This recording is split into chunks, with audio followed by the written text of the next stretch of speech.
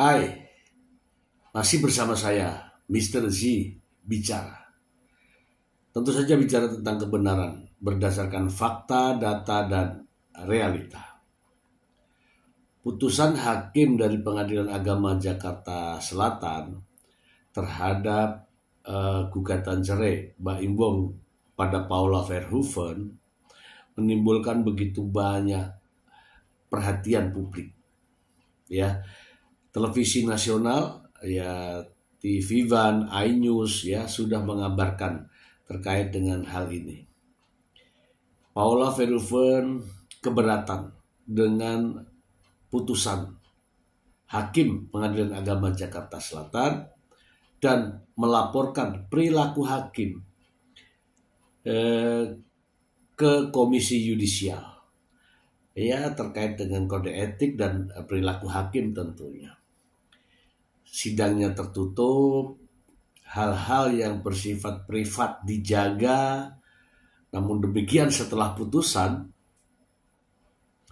justru putusan itu dibacakan ya dengan substansial yang jelas gitu ya, sehingga dampaknya luar biasa.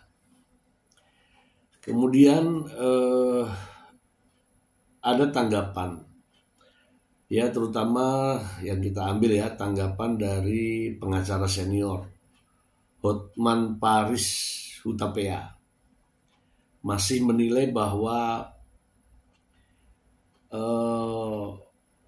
putusan hakim nampaknya prematur ya, dalam bahasa umumnya itu belum jelas. Kenapa? Apa bukti perselingkuhan? Nah, kan? Karena menurut hukum perselingkuhan tuh tidak seperti itu menurut Hotman.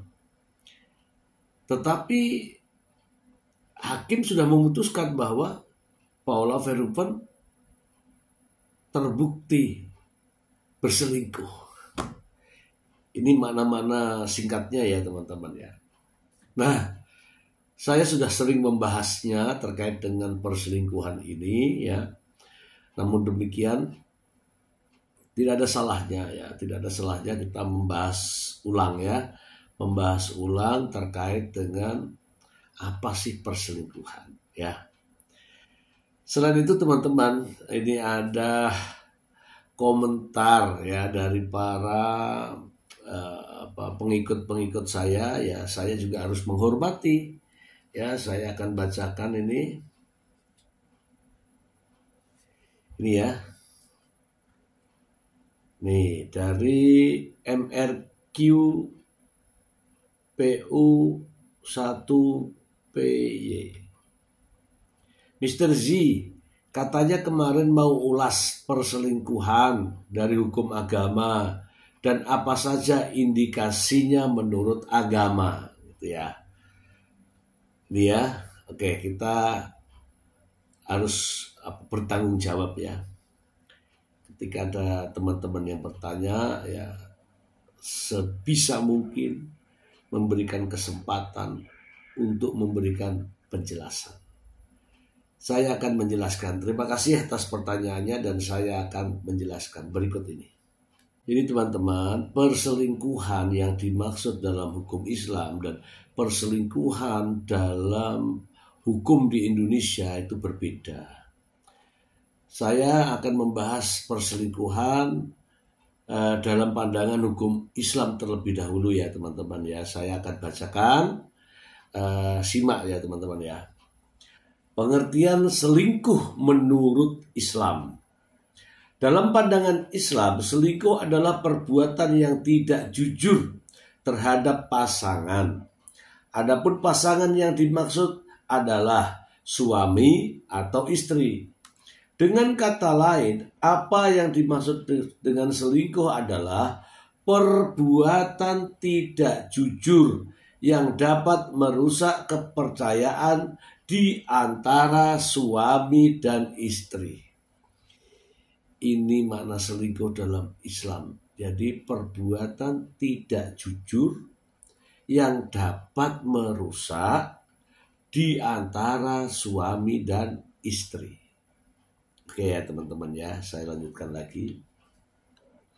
Dalam ajaran Islam, selingkuh dikenal dengan istilah al-khiyanah az-zaujiyah, yang berarti seseorang berpaling kepada orang selain pasangannya.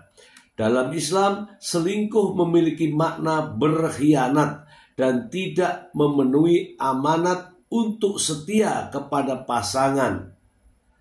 Ini dari sabda Nabi Muhammad SAW. Saya bacakan artinya. Sesungguhnya Allah telah menetapkan bagian dari zina untuk setiap manusia. Dia akan mendapatkannya dan hal itu tidak boleh dihindari. Zina mata dengan melihat, zina lisan dengan ucapan, zina hati dengan membayangkan, dan gejolak syahwat. Sedangkan kemaluan akan membenarkan atau mendustakan semuanya. Hadis riwayat Bukhari dan Muslim. Oke, kita lanjut. Berdasarkan hadis tersebut dapat diketahui perbuatan apa saja, perbuatan yang dapat digolongkan sebagai selingkuh, antara lain sebagai berikut. 1. Seseorang bisa dikatakan selingkuh jika memandang hal yang diharamkan seperti melihat lawan jenis selain pasangan dengan nafsu. Melihat selain jenisnya, ya, cara melihatnya dengan nafsu. Itu sudah kategori selingkuh. 2. Seseorang bisa dikatakan selingkuh jika terlibat pembicaraan yang diharamkan dengan lawan jenis seperti merayu atau menebar pesona serta menarik perhatian lawan jenis. 3. Seseorang bisa dikatakan selingkuh jika melakukan pertemuan yang dilakukan dengan maksud untuk bersenang-senang serta mencari kepuasan selain yang berasal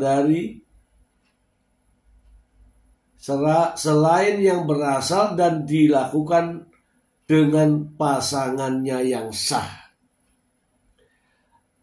4. Seseorang bisa dikatakan selingkuh jika melakukan hubungan fisik atau berzina dengan selain pasangannya yang sah, yang mana sudah jelas diharamkan dan dilarang dalam Islam. Dengan demikian dapat dipahami bahwa dalam ajaran Islam pun selingkuh hukumnya haram dan dilarang, sebab selingkuh ini sangat mendekati perbuatan zina, sebagaimana Allah Subhanahu wa ta'ala berfirman yang artinya, dan janganlah kamu mendekati zina, sesungguhnya zina itu adalah suatu perbuatan yang keji dan suatu jalan yang buruk. Rasa tertarik terhadap lawan jenis selain pasangan merupakan salah satu bentuk cobaan dalam rumah tangga. Hal itu harus segera diatasi sebagaimana sabda Nabi Muhammad SAW. Jika engkau melihat seorang wanita lalu ia memikat hatimu, maka segeralah datangi istrimu. Sesungguhnya istrimu memiliki seluruh hal seperti yang dimiliki wanita itu. Oke ya teman-teman ya. Kita bahas ya teman-teman. Ini terkait dengan selingkuh dalam arti hukum Islam. Tadi sudah saya bacakan ada 4 hal yang terkait dengan perselingkuhan yang dimaksud dalam Islam ya. Saya ulangi lagi. Yang pertama adalah memandang lawan jenis dengan cara pandang nafsu ya. Yang kedua yaitu berbicara dengan lawan jenis untuk ya merayu atau tebar pesona lah. Yang ketiga adalah mencari kesenangan ya di suatu tempat, namun bukan pasangannya ya. Yang keempat, hubungan fisik ya, hubungan fisik bukan pasangannya. Itu yang dimaksud dengan perselingkuhan dalam hukum Islam. Nah, jelas berbeda makna ya, sedikit lah ya, sedikit berbeda makna apa yang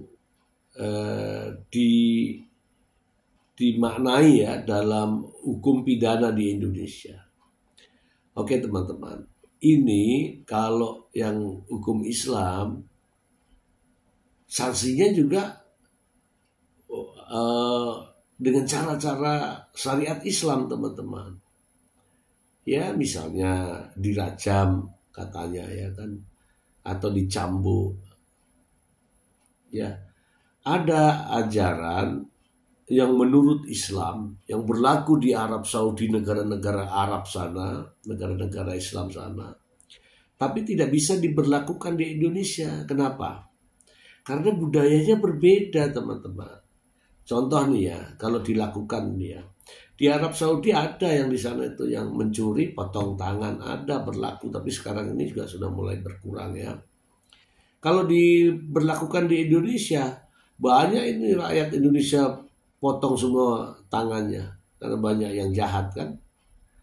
Nah, ada hukum Islam yang bisa diberlakukan, bisa diadopsi, ada juga yang tidak bisa diberlakukan di Indonesia. Oke ya teman-teman ya. Kita bahas lagi yang hukum pidana perselingkuhan dari sudut hukum pidana di Indonesia ya. Kita bacakan ya untuk Anda ya. Ini sama dengan apa yang disampaikan oleh pengacara senior Hotman Paris Hutapea. Langsung kita bacakan ya. Baik ya teman-teman, kita masuk pada pengertian perselingkuhan dalam hukum pidana di Indonesia. Apa itu perselingkuhan ya? Perselingkuhan itu sama ya dengan perzinahan, yaitu perbuatan hubungan persetubuhan antara laki-laki dan perempuan yang bukan pasangan yang sah, atau kegiatan aktivitas seksual lainnya ya dengan pasangan yang bukan pasangannya. Itu dinamakan perselingkuhan. Jadi perselingkuhan sama dengan perzinahan. Nah, kalau perzinahan adalah seseorang, laki-laki atau perempuan, suami atau istri, yang melakukan hubungan persetubuhan terhadap orang lain yang bukan pasangannya. Itu pidana, teman-teman. Oke, ini sudah menjawab ya dari permintaan ini teman kita ini ya. Kita lanjut lagi ke permintaan berikutnya. Ya. Berikutnya nih.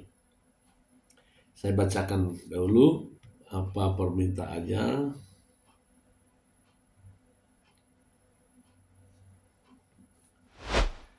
Mr. Z bertanya, udah ketok palu bercerai. Setelah ini ada pengucapan ikrar talak.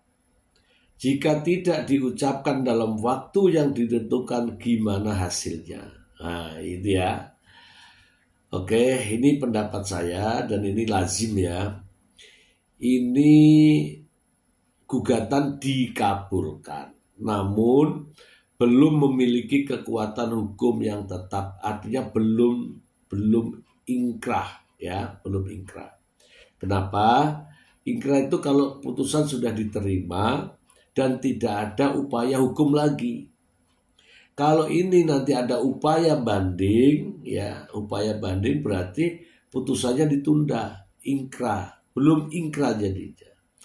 Ya, kalau putusan hakim sudah inkrah, maka kewajibannya harus diucapkan. Diucapkan itulah yang dimaksud dengan pengucapan talak dari suami kepada istri di depan hakim. ya, baru sah nanti bercerai. Ya, ada ucapan nanti. Kalau ini kan masih ditunda.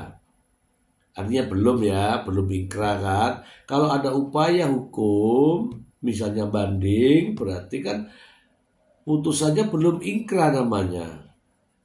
Kemudian masih banding lagi, ada lagi kasasi.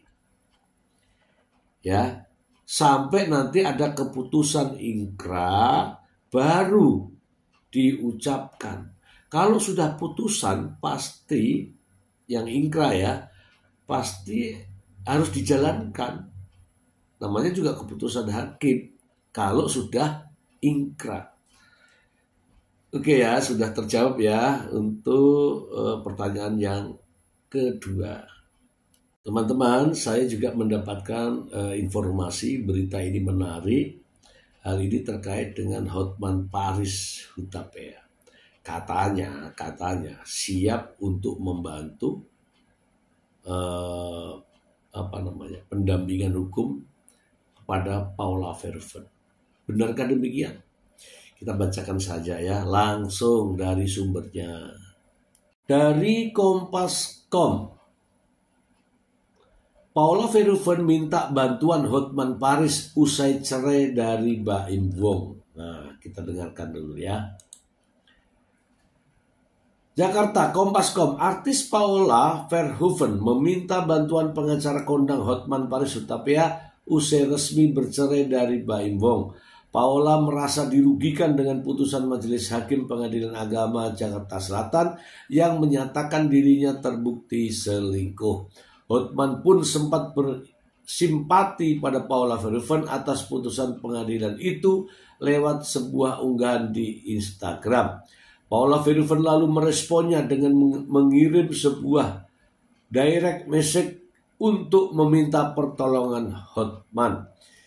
Siang Bang Hotman, semoga sehat selalu, salam kenal, terima kasih responnya untuk membela saya. Saya terharu sekali, tulis Paula Verhoeven dalam DM tersebut.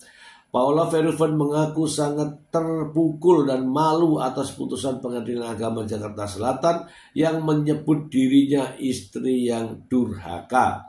Ibu dua anak itu merasa seperti dipermalukan di hadapan seluruh Indonesia. Kalau memungkinkan, saya ingin berdiskusi juga dengan Bang Hotman dan juga kuasa hukum saya, karena saya pengen sekali dibantuin sama Bang Hotman juga. Oleh sebab itu, Paula pun ingin meminta arahan dan masukan dari Hotman Paris Hutapea. Merespon DM tersebut, Hotman Paris Hutapea mengajak bertemu dengan Paula Verhoeven pada Senin mendatang. Sebelumnya Paula Verhoeven juga mendatangi Komisi Yudisial untuk mengadukan hakim dalam sidang cerainya dengan Baim Wong. Itu ya teman-teman ya. Ya, saya seandainya dekat, saya pun siap membantu Paula Verhoeven ya. Saya juga ya tidak jauh-jauh beda dengan Hotman Paris ya kan. Tetapi Hotman Paris kan sudah berpengalaman di bidang advokasi di Jakarta. Kalau kita kan di daerah ya, aktivitasnya fokus pada akademik sehingga profesinya tidak fokus ya, tidak fokus satu advokat saja tidak. Tetapi karena saya memiliki aktivitas lain, yaitu sebagai seorang akademisi dan memberikan edukasi pembelajaran kepada para mahasiswa, jadi aktivitas yang satu tidak dijalankan. Namun demikian secara pemikiran saya masih bisa berhadapan-hadapan dengan hal-hal semacam ini. Itu teman-teman, saya nggak menyombongkan diri, nggak ya. Yang jelas saya tidak jauh berbeda dengan pakar-pakar hukum yang lain. Tapi aktivitasnya di sebuah pedesaan sehingga tidak terkenal seperti mereka-mereka. Itu saja, yang jelas saya sudah menjawab dan memenuhi permintaan teman kita untuk mengulas masalah ini. Apabila ada kekurangan, mohon dimaafkan. Apabila ada kelebihan, tolong diambil ya kelebihannya. Semoga bermanfaat. Terima kasih. Bye.